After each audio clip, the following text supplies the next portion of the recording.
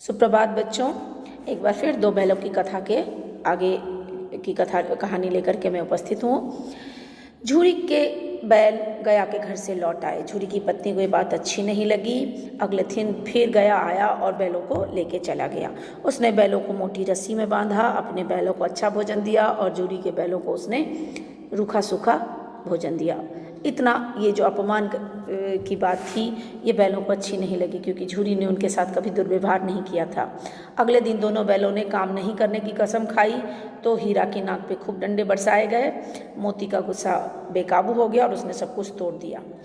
हीरा ने कहा, भागना व्यर्थ है। मोती कहता है कि तुम्हारी तो इसने जान ही ले ली थी। अब दोनों आपस में सोचते हैं। मोती तो थोड़ा उग्र है, वो कहता है कि तुम एक बार कहो तो सही, मैं इनको मजे चखा दूँ। हीरा ने बहुत समझाया, खड़े हो जाओ, मुझे मारेगा तो मैं तो, लेकिन मोती को ये बात पसंद नहीं आई। मोती दिल में ऐंठ के रह गया। दोनों क्या करते, विवश थे। दिन भर काम करते, मारपीट होती, मार पड़ती और शाम को फिर वही रूखा सूखा भोजन दे दिया जाता। लेकिन उस घर में, गया के घर में, उस घर की मालकिन जो थी, भैरव जो मालिक था, उसकी दूसरी पत्नी थी और उसकी पहली पत्नी की एक बेटी थी।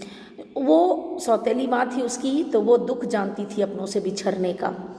और इस कारण जब झूरी के बैलों को उसने देखा कि यहाँ उनके साथ दुर्व्यवहार हो रहा है हीरा मोती के साथ, तो वो अपने हिस्से की या चुपचाप चुरा के रातों को दोनों बैलों को एक एक रोटी दे जाती थी।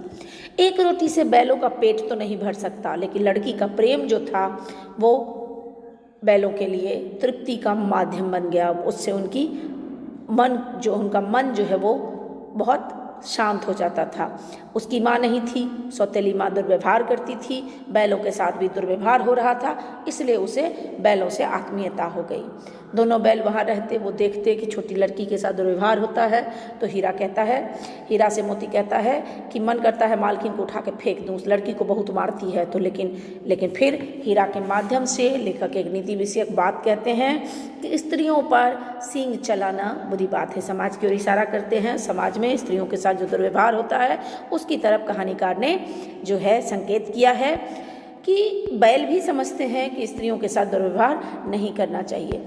एक दिन दोनों आप तय कर लिया कि रस्सी को खूब चबा लेते हैं, और एक दिन ऐसा होगा कि रस्सी को चबाने के बाद रस्सियाँ कमज़ोर पड़ जाएंगी और उसको तोड़ देंगे, फिर हम यहाँ से भाग जाएंगे।